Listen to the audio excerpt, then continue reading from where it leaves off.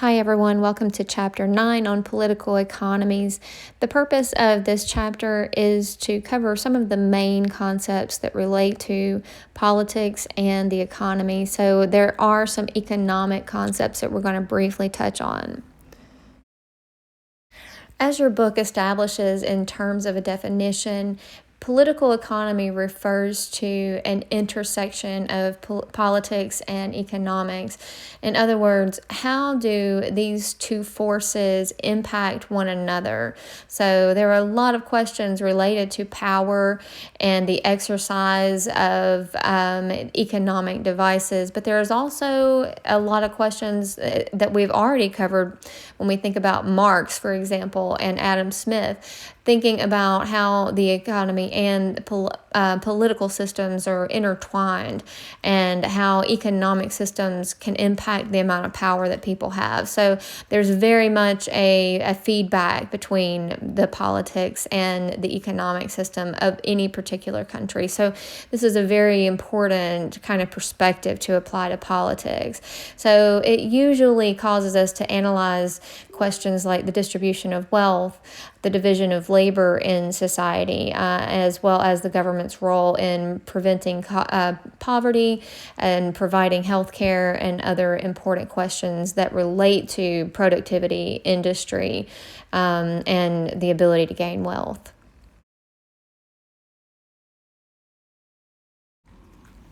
So wealth is one of the dominant motivations for really the state system in general. So it's not surprising that we look at how to measure wealth as an important indication of the type of political economy or even just economic system that we're looking at. So different ways that we measure wealth at both at the country level, but also trying to get an idea of what kind of wealth is shared by the population. Gross domestic product is the most commonly used, and this is the total value of goods and services, the total value of the productivity of a country in a given year. GDP per capita is essentially the overall wealth generated by a country divided by its population. And this is an interesting sort of way to measure wealth because it only really tells you a theoretical number because we don't have very much equality in our system. It does not make sense to really give an average of GDP per capita because that average, by the way, in the United States is close to $60,000.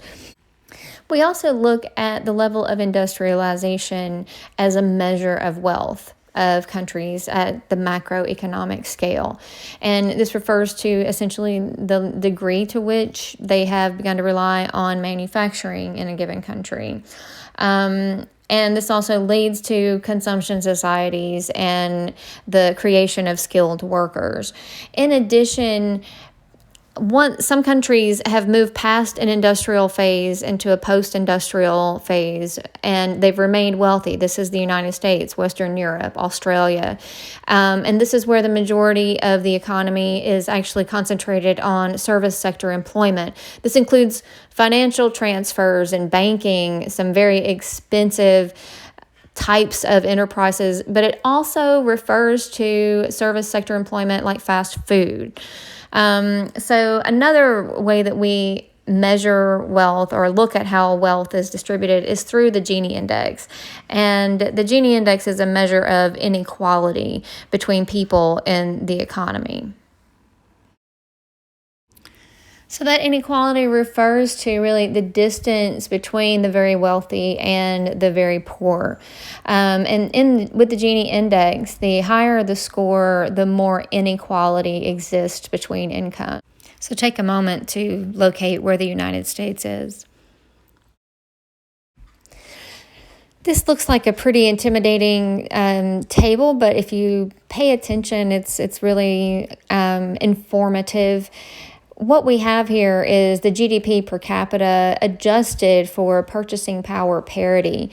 And essentially, this is a mathematical adjustment to currencies around the world that accounts for how much they can actually buy, kind of your basic bundle of goods that keeps a family going. How much of that does the currency buy? And so the size of the economy is captured in this graph, as well as sort of the amount of money that is that their currency buys.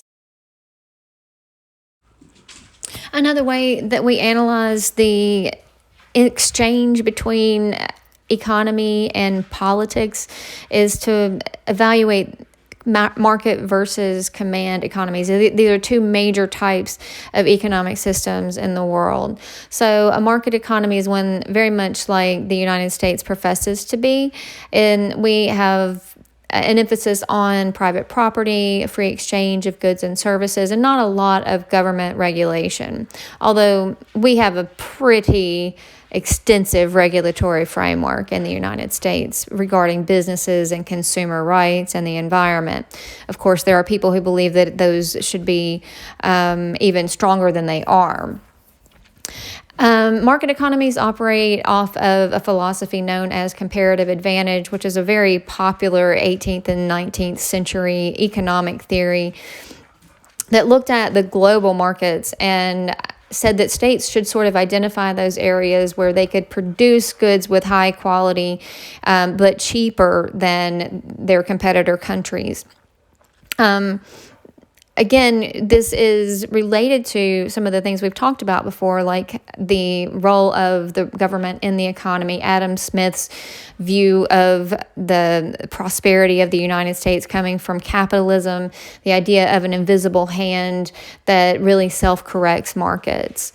And this contrasts very strongly with the idea of a command economy where states actually make the important economic decisions. And we mostly associate this with socialism or communism.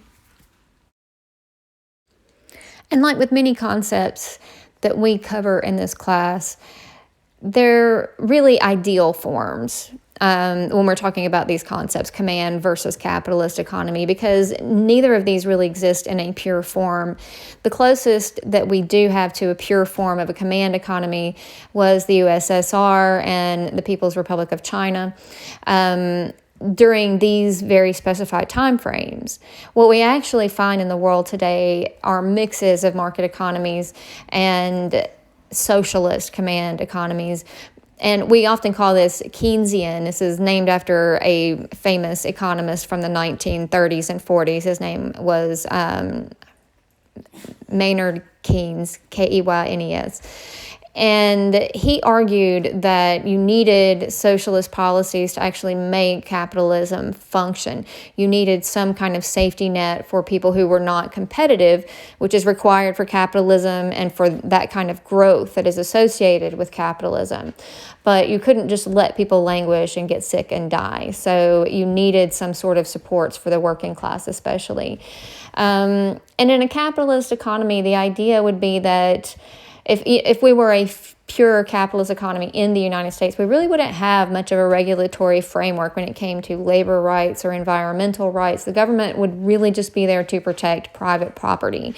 The fact that the most capitalistic economies still have quite a bit of involvement of their government sort of is proof of the point. The fact that we issue tariffs, our government makes money. It is actually the only one that is allowed to issue money. And the fact that they levy taxes. These are all really important ways that the government is involved.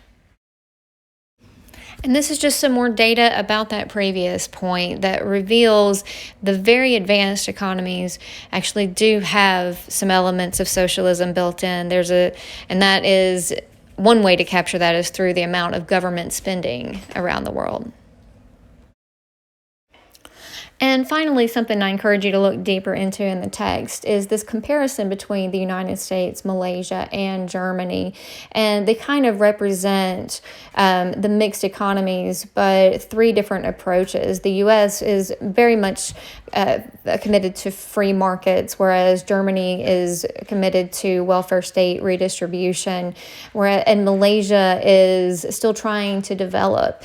And you can see that neither of these really is a guaranteed approach to creating extra money in the economy. The GDP doesn't necessarily rise with our very free market approach.